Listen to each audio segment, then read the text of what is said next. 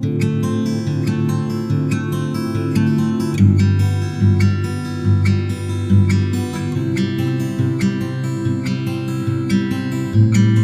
बच्चों, कैसे हो? I am Jyoti Sawant and I welcome all of you to my channel Apollo CBSE classes. बच्चों, Apollo CBSE classes में आप सभी बच्चों का हार्दिक स्वागत है। अभी आपकी एग्ज़ाम्स काफ़ी नज़दीक आ गई है। आपको जो एग्ज़ाम की प्रिपरेशन कर रहे होंगे उसमें इंग्लिश में ग्रामर के काफ़ी ऐसे टॉपिक्स होंगे जिसमें आपको काफ़ी डाउट्स होंगे। सो हमारा अभी जो क्विक रिवीजन चल रहा है उसमें हम एक्टिव पैसिव के दूसरे सेंटेंसेस लेके आए हैं। वो सेंटेंसेस को हम किस तरीके से करेंगे वो मैं आज आपको बताने वाली हूँ। एक्टिव पैसिव वॉइस का ये आज हमारा सेकेंड लेक्चर है, यानी कि सेकेंड पार्ट है। फर्स्ट पार्ट ऑलरेडी मैंने आप लोगों को आगे की वीडियो में बता दिया है, जिसके मैं लिंक आपको दे दूँगी, तो वो लिंक थ्रू आप लोग वो वीडियो को भी देख सकते हो।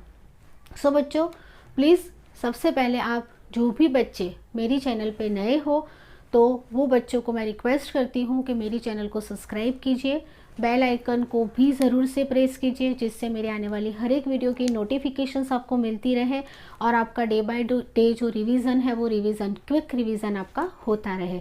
क्योंकि मैं जो ग्रामर का करवाती हूँ उसमें ये क्विक रिवीजन जो है उसमें direct indirect speech, active passive voice, transformation of sentences, questions tag, remove to, वो सारे जो इम्पोर्टेंट टॉपिक्स है जो आपकी एग्ज़ाम में पूछे जाते हैं, जो आपकी स्कूल की कोई भी एग्ज़ाम है, जैसे कि आपकी स्कूल की यूनिट टेस्ट है, या तो जो सैटरडे को आपकी एग्ज़ाम्स ली जाती है वो है, टेस्ट ली जाती है, या तो स्कूल की जो टर्म्स एग्ज़ाम है, या तो जो आपके मतलब जो बच्चे बोर्ड में है तो बोर्ड की जो एग्ज़ाम है, प्री बोर्ड एग्ज़ाम है, उसमें ये जो टॉपिक्स है वो टॉपिक्स पूछे जाते हैं। सो बच्चों, आज का हमारा जो क्विक रिवीजन है उसमें हम एक्टिव एंड पैसिव वॉइस देखने वाले हैं।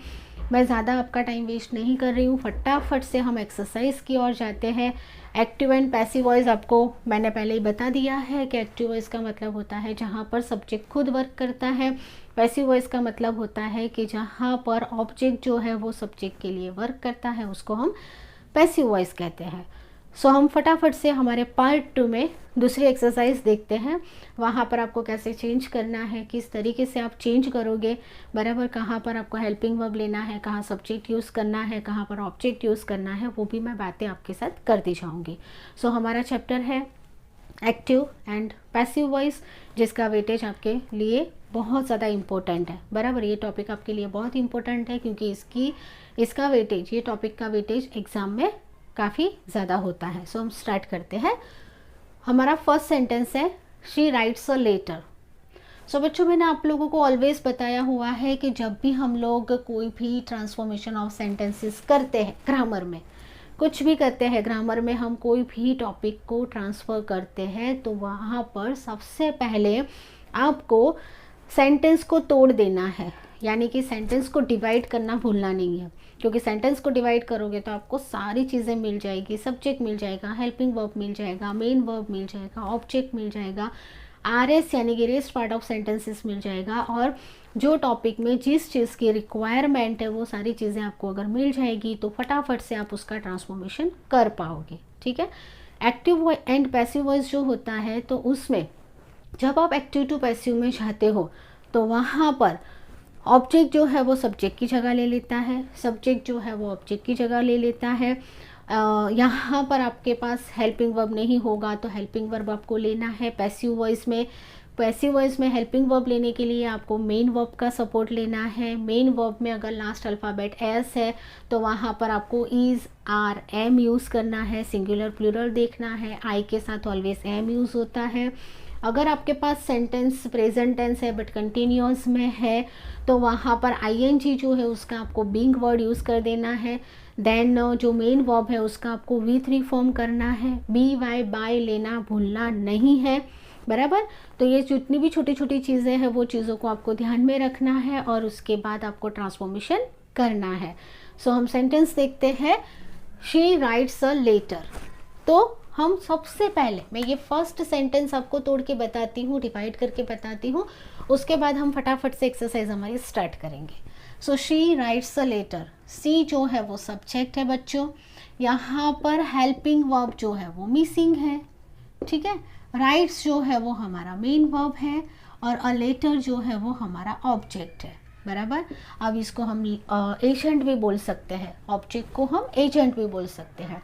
सो हम एक्टिव टू पैसिव कर रहे हैं। पैसिव में जो ऑब्जेक्ट होता है वो सब्जेक्ट की जगह पर चला जाता है, सब्जेक्ट जो होता है वो ऑब्जेक्ट की जगह पर चला जाता है। तो सबसे पहले हमारा जो ऑब्जेक्ट है वो हम यहाँ पर सब्जेक्ट की जगह पर ले लेते हैं। सो हमारा ऑब्जेक्ट है अ लेटर, तो यहाँ पर हम लिख देंगे a letter.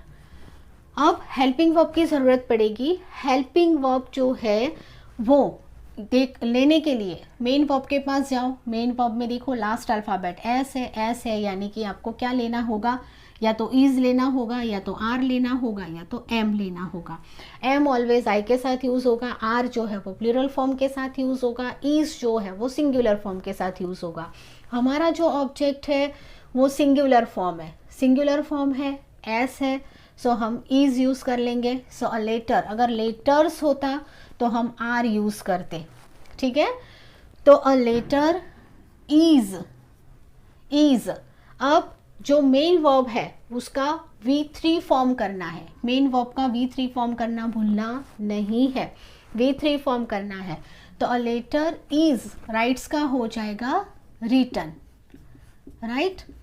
So a letter is written. Return के बाद पैसिव है तो भाई बाय भी यूज करना तो भूलना है ही नहीं आपको, बाय तो लेना ही लेना है।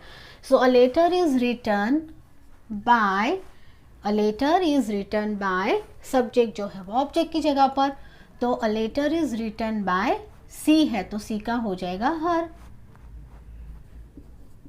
बराबर। A letter is written by her, हो गया सेंटेंस।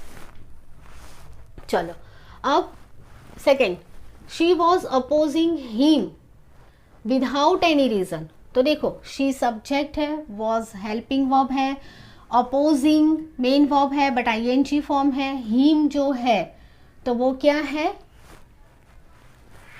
ऑब्जेक्ट है, और विदाउट एनी रीजन जो है वो आरएस है बच्चों, यहाँ पर रेस्ट पार्ट ऑफ सेंटेंस है ना। तो अब हम क्या करेंगे, हमारा जो ये ऑब्जेक्ट है वो कौन है, हिम है। तो हिम जब सब्जेक्ट की जगह पर जाएगा तो वहाँ पर हिम का हो जाएगा ही। जैसे यहाँ पर शी का हमने हर किया, शी राइट्स अ लेटर, तो a letter is written by her हुआ। तो उसी तरीके से ये जो हिम है वो हिम ऑब्जेक्ट की जगह पर है, लेकिन अब ये सब्जेक्ट की जगह पर ट्रांसफर होगा तो हिम का हो जाएगा ही। सो ही। अब देखो बच्चों यहाँ पर वॉज ऑलरेडी हेल्पिंग वर्ब है, तो हेल्पिंग वर्ब वॉज है तो यहाँ पर लिख ही दो ही वॉज। अब यहाँ पर अगर आप सेंटेंस देखोगे ना तो सेंटेंस हमारा पास्ट टेंस में है और साथ साथ में कंटिन्यूअस भी है, सो पास्ट कंटिन्यूअस है। But according to active and passive rules हमें अपोजिंग यानी कि जो मेन वर्ब है उसका V3 फॉर्म तो करना ही करना है। तो V3 फॉर्म अगर हम करेंगे तो ING हमारा निकल जाएगा, ING निकल जाएगा तो वो ING को हमें निकालने ही देना है, बट उसको हमें बीइंग के साथ यूज़ करना है।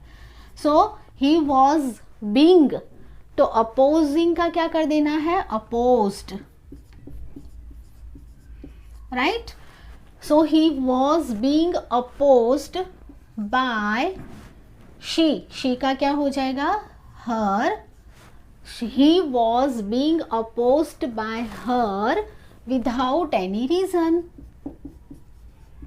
विदाउट एनी रीजन, ठीक है। इस तरीके से सेंटेंस आपको क्लियर करना है।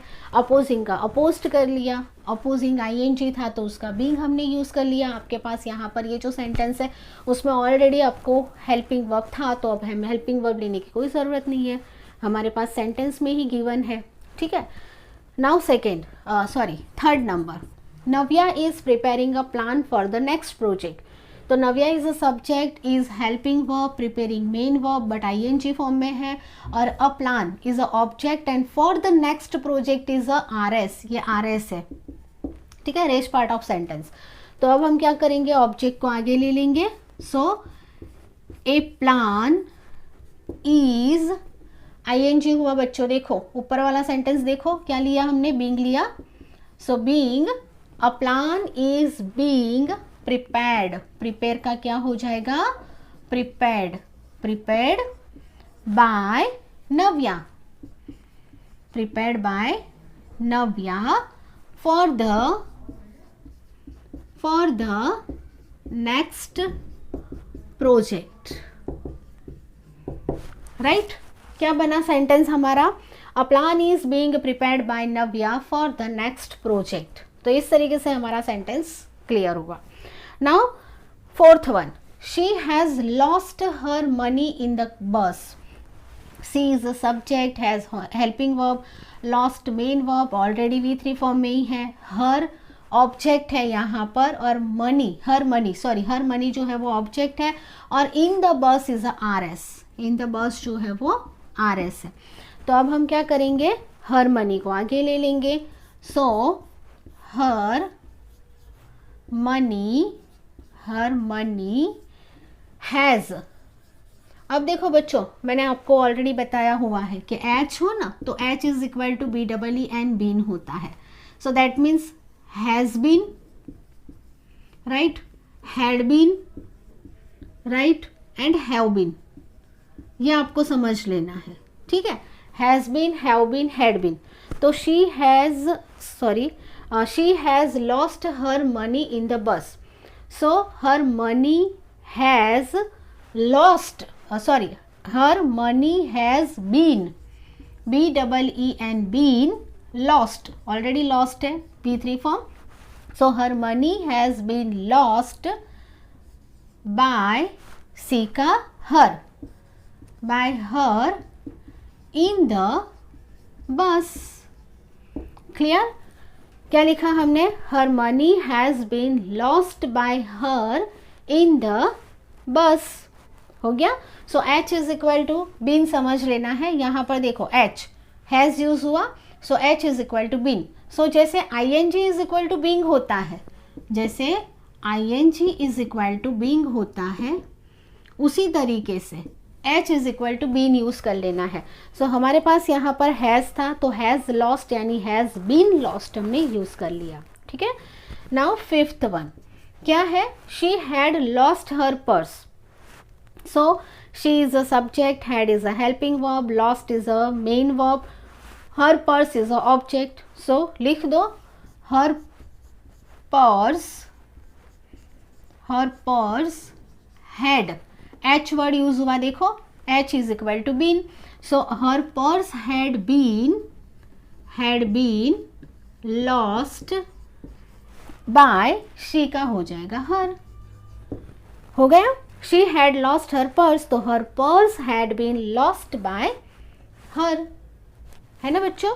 So please take a screenshot. बच्चों, so next sentence है Ramu was growing apples in the orchard.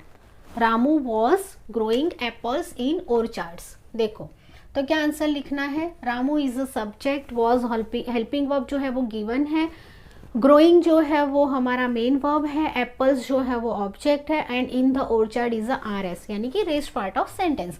तो सबसे पहले हम एप्पल ले लेंगे यहाँ पर. सो एप्पल्स बराबर. अब देखो यहाँ पर आपका थोड़ा ट्विस्ट हो जाएगा क्योंकि देखो अगर हमारे पास यहाँ पर Ramu was growing apples in the ऑर्चार्ड्स है, बट अब जब ऑब्जेक्ट जो है वो जब सब्जेक्ट की जगह पर चला जाएगा तो सब्जेक्ट यहाँ पर अकेला एप्पल नहीं है, एप्पल्स है. अगर समझो कि यहाँ पर अकेला एप्पल होता तो हम ये वॉज का वॉज ले लेते, बट यहाँ पर एप्पल्स दिया है. हम दोनों तरीके से देखेंगे. अगर यहाँ पर एप्पल दिया होता तो ये वॉज जो है वही का वही आ जाता, बट यहाँ पर एप्पल्स दिया है तो एप्पल्स पास्ट टेंस वॉज है तो उसका हो जाएगा वर बराबर. एप्पल्स वर ing फॉर्म है. So being apple were being grown, growing का grown GROWN,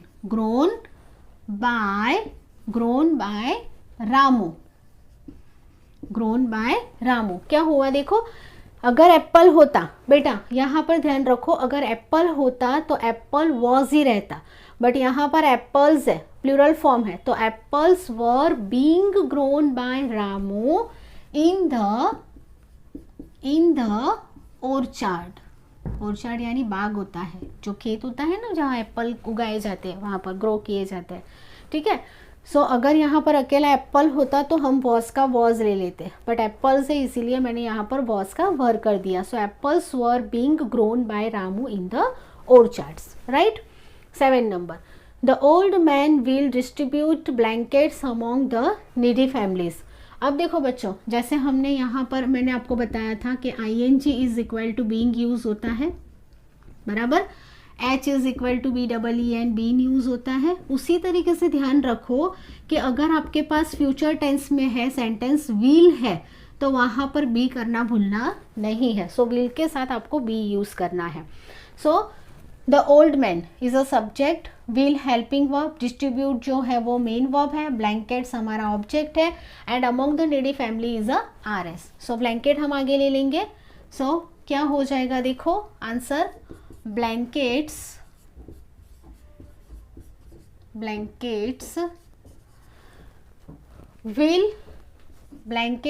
will be, will के साथ बी यूज करना है, ब्लैंकेट्स विल बी, डिस्ट्रीब्यूट का distributed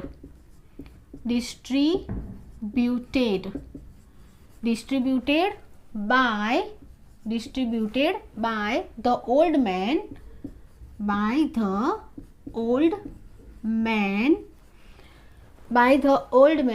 among the needy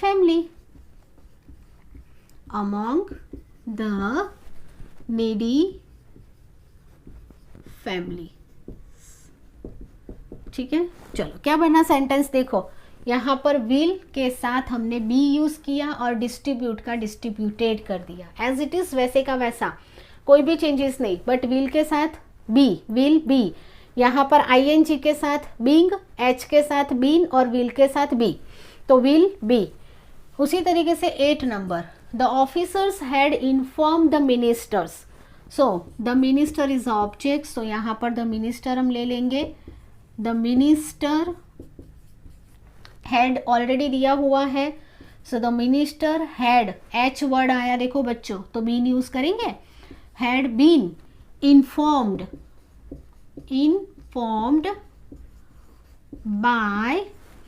by the officers।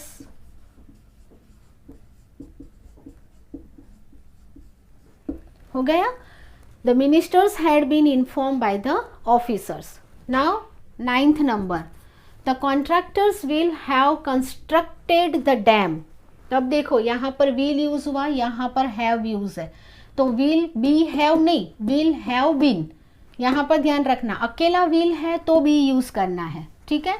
सो क्या होगा, the contractor is a subject, will have constructed the dam, तो the dam जो है वो ऑब्जेक्ट है, तो यहाँ पर ले लो, the dam will have been constructed का constructed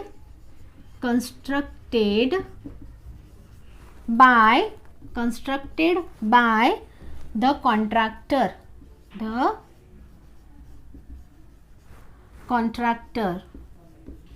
right. Now last number क्या है, she ate the pudding, the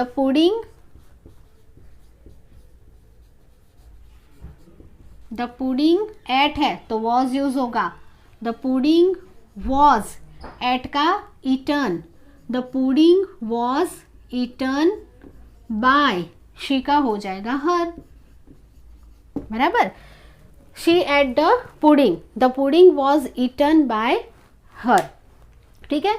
तो इस तरीके से आपको चेंजेस करना है, जैसे कि ING के साथ आपको बीइंग यूज कर लेना है, व्हील वर्ड यूज हुआ हो तो व्हील के साथ बी यूज करना है, ठीक है। हैड H वर्ड हो तो BEEN बीन यूज करना है, जो आपका मेन वर्ब है उसका तो V3 फॉर्म करना ही करना है, वो भूलना नहीं है आपको। अगर यहाँ पर विल है और हैव साथ में है, या तो हैड है या तो हैज़, जो भी है H वर्ड है, तो यहाँ पर विल बी हैव ऐसा नहीं करना है, विल हैव बीन इस तरीके से आपको करना है, तो वहाँ पर आप लोग गड़बड़ मत करना, ठीक है। सो इस तरीके से आपको एक्टिव एंड पैसिव वॉइस को मतलब कन्वर्ट करना है। सो बच्चों, आज का वीडियो लेक्चर आपको कैसे लगा प्लीज़ मुझे कमेंट बॉक्स में लिख के ज़रूर भेजिए। मेरी चैनल को ज़रूर से सब्सक्राइब कीजिए और बेल आइकन को भी ज़रूर प्रेस कीजिए, जिससे मेरी आने वाली हर एक वीडियो की नोटिफिकेशंस आपको टाइम टू टाइम मिलती रहे। और ग्रामर के ऐसे ही जो इम्पोर्टेंट टॉपिक है, चैप्टर्स है, उसका क्विक रिविज़न आपका होता रहे, तो जिससे क्या होगा कि आपको रिविज़न करने में आसानी हो जाएगी। So thank you very much, bye bye and take care.